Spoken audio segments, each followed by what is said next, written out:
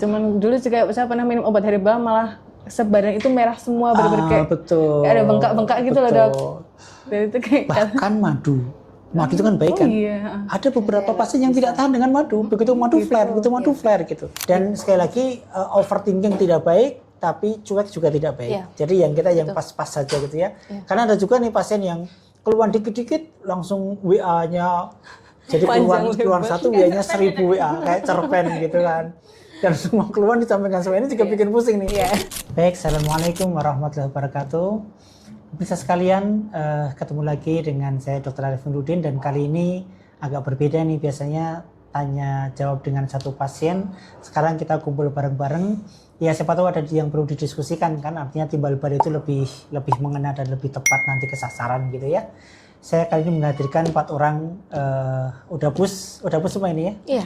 Udah bus semua ya. Udah bus semua dan kebetulan sudah pada remisi dan sudah termasuk senior semua ini. Senior di Udapus maksud saya. Sehingga mungkin sudah keilmuan tentang SLE, tentang autoimun sudah sangat banyak sekali. Tapi siapa tahu nanti ada yang mau didiskusikan. Mungkin silahkan, ada yang mau, Mbak Prita silahkan. Ya. Saya mau tanya dok, jadi ini sebenarnya pertanyaan saya dan juga pertanyaan kebanyakan teman-teman. Jadi kami itu kadang-kadang sulit menentukan apakah kami sedang flare atau hanya capek biasa. Nah itu bagaimana cara mengenalinya? Karena kan satu orang dengan orang yang lain kan berbeda-beda ya dok ya untuk kondisinya seperti itu. Nah itu bagaimana dok? Ya, saya kira pertanyaan yang bagus sekali ya, dan memang banyak yang kadang-kadang flare itu sesungguhnya flare tapi tidak disadari. Kemudian dia ya sudah jalan aja gitu kan. Atau yang tidak flare tapi terlalu overthinking gitu jadinya jadi seperti flare beneran gitu. Ya. Jadi sebetulnya memang setiap kali ada keluhan baru itu memang mesti konsul ke DPL-nya ya, dokter pendamping lupusnya ya. Nanti dokternya pun akan kemudian menganalisa apakah flare atau tidak. Karena kami itu punya beberapa skor nih, skor untuk melihat apakah dia flare atau tidak ya. Ada skor SLEDAI, ada mixed SLEDAI, kemudian ada macam-macam, ada beberapa macam yang lain gitu ya. Tetapi memang kendalanya adalah kadang pasien sulit ketemu dengan DPL ya, yang pertama itu. Yang kedua males gitu kan. Kemudian yang ketiga DPL-nya juga tidak ngeh gitu ya. Nah, oleh karena itu maka sebetulnya kami sedang merencanakan, Mbak Prita, sebuah sistem nih, sebuah aplikasi supaya setiap kali Udapus yang memang merasakan flare, keluhannya datang gitu, maka silakan masukkan semua keluhannya ke aplikasi. Aplikasi kami namanya Imun Caper. Jadi imun cari perhatian nih, jadi caper gitu kan namanya. Ini saya kira aplikasi yang sangat bagus. Jadi kami mungkin perlu mengenalkan ya. Nanti tinggal masukkan aja keluhan-keluhannya ke situ. Setelah itu nanti akan muncul skornya berapa, dan kemudian akan muncul notifikasi, terutama ke grup WA Lupus Ceria nih, bahwa atas nama ini nanti ternyata flare, sehingga sudah tidak perlu lagi kita meyakinkan DPL atau DPL itu kemudian sibuk untuk memasukkan dalam rumus, itu sudah langsung keluar di aplikasi gitu. Namanya Imun Caper. Insya Allah nanti dalam waktu dekat akan kami rilis gitu ya. Dan saya kira ini nanti akan sangat membantu sekali gitu Mbak. Tetapi sambil menunggu itu, pokoknya kalau ada keluhan yang memang agak aneh dan kayaknya kok kan Udapus kan bisa ngerasa kayaknya kok saya flare nih gitu kan. Maka cobalah nanti dimasukkan ke skor SLEDAI, kan ada skor SLEDAI itu ya. Nanti skor SLEDAI itu nanti bisa di searching di Google banyak SLEDAI, SLEDAI. Jadi namanya SLEDAI Activity Index SLEDAI namanya itu. Nanti akan dimasukkan akan ketahuan nih bahwa dia flare atau tidak, dan ketika flare nanti silahkan ketemu sama DPL-nya gitu. Dan sekali lagi overthinking tidak baik, tapi cuek juga tidak baik. Jadi yang kita yang pas-pas saja gitu ya. Karena ada juga nih pasien yang keluar dikit-dikit langsung WA-nya jadi keluar satu WA-nya 1000 WA kayak cerpen gitu kan. Dan semua keluhan disampaikan semua ini juga bikin pusing nih. Apalagi desainnya di grup nih ya kan. Yang lain juga jadi tingginya jadi negatif ya sedikit jadi negatif. Yang kedua lama-lama jadi bosan juga ini lagi kan. Nah makanya jadi jangan overthinking, tapi juga jangan cuek. Mudah-mudahan nanti aplikasinya bisa membantu Mbak Prita. Baik. Terima kasih dokter. Imun Caper ya. Keren banget itu berarti. Mudah-mudahan berhasil. Baik, seperti itu Mbak Prita jawaban saya tentang Imun Caper. Mungkin ada yang lain Bu Evi?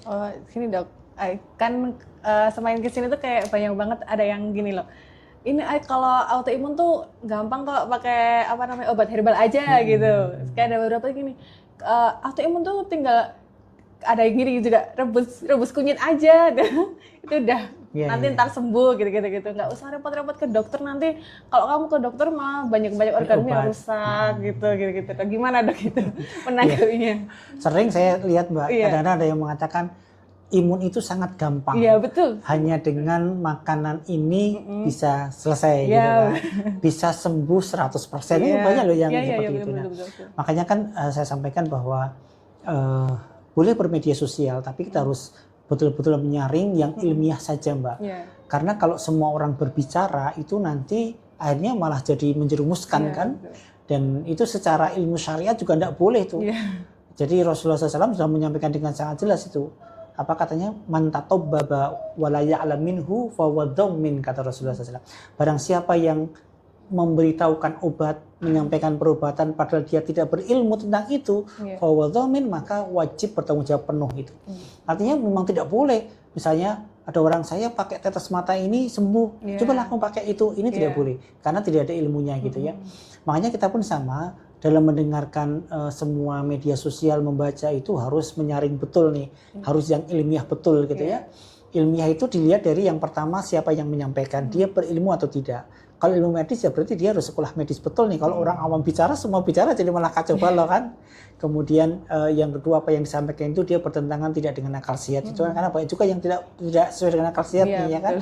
Jadi mesti disaring betul gitu ya. Tentang autoimun ini adalah salah satu hal yang sangat kompleks ya. Kita tidak bisa melihat seperti penyakit yang lain yang cuma mungkin satu disease. Kalau ini kan banyak gitu ya Mbak, banyak simptom yang muncul gitu. Sehingga kita mesti hati-hati sekali. Kalau dikatakan penyakit autoimun itu gampang, saya pikir bisa ya. Kalau dikatakan susah, bisa ya juga.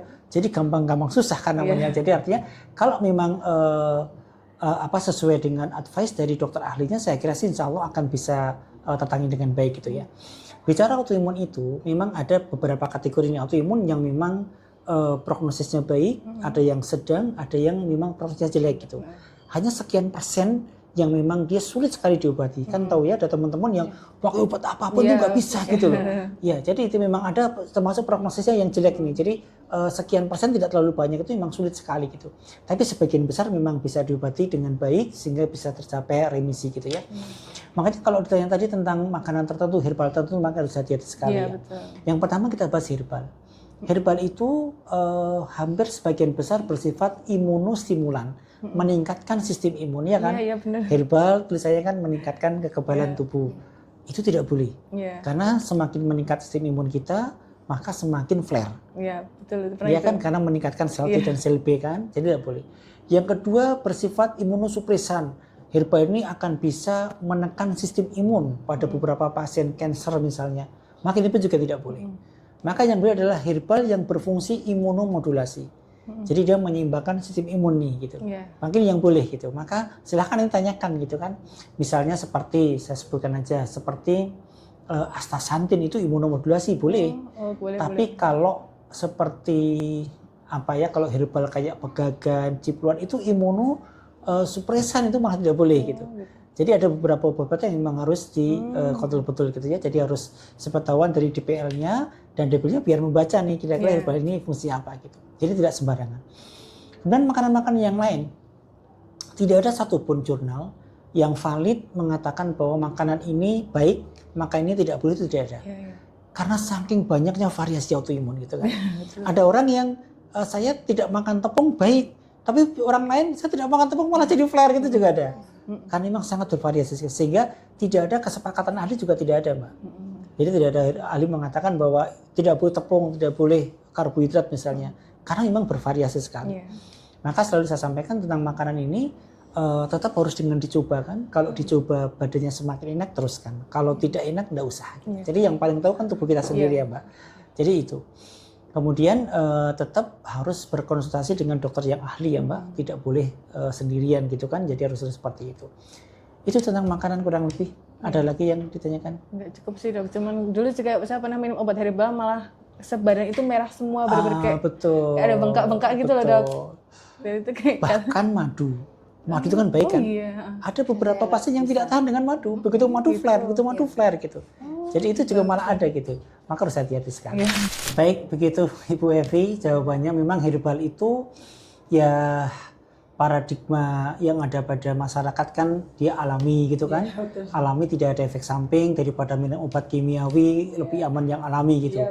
Padahal kalau kita mau berlaku adil nih ya, herbal itu alami, bahkan dia itu tidak tahu berapa dosisnya yang tepat, berapa dosis letalnya, sehingga kebanyak efek samping yang muncul tanpa diketahui gitu. Padahal kalau kita katakan semua yang alamiah itu pasti aman, ya tidak benar juga. Selalu saya sampaikan coba kita makan jengkol kan alamiah, tidak ada zat kimia kan. Coba makan misalnya makan aja 1 kilo, pasti terjadi gagal ginjal akut itu Mbak. Ya, jadi akut kidney injury karena asam jengkolat gitu kan. Kemudian lombok alami, coba makan setrek, mesti mencret kan dia. Ya ini sebagai perumpamaan ya kan. Obat sesuai dengan takarannya. Kalau sesuai dengan takarannya tidak ada efek samping, Mbak. Malah sudah jelas takarannya. Kalau dosis sekian tepat, dosis sekian tidak boleh, dosis sekian hati-hati, mana ada semua. Jadi lebih rasional obat dibandingkan dengan herbal sebetulnya gitu kan. Kita semua tidak pernah bahas kan berapa banyak orang-orang yang gagal ginjal gara-gara herbal, berapa banyak orang-orang yang sirosis hepatis gara-gara herbal kan. Jadi itulah, maka herbal harus tetap konsultasi dengan ahlinya gitu ya. Ada lagi Mbak Reza mungkin? Saya mau menanyakan tentang remisi ya dok. Dulu kan saya sampai ke tahap remisi ini kan dengan mengurangi dosis obat sedikit demi sedikit, dan akhirnya alhamdulillah udah remisi. Nah itu setelah remisi ini adalah akhir dari cerita seorang Oedapus, atau kemungkinan nanti ke depannya itu masih ada dampak-dampak, mungkin dengan saya mengurangi dulu obat ada dampak-dampak yang tidak saya ketahui seperti itu dok. Baik, gitu. Ya. Jadi remisi itu artinya penyakit terkontrol.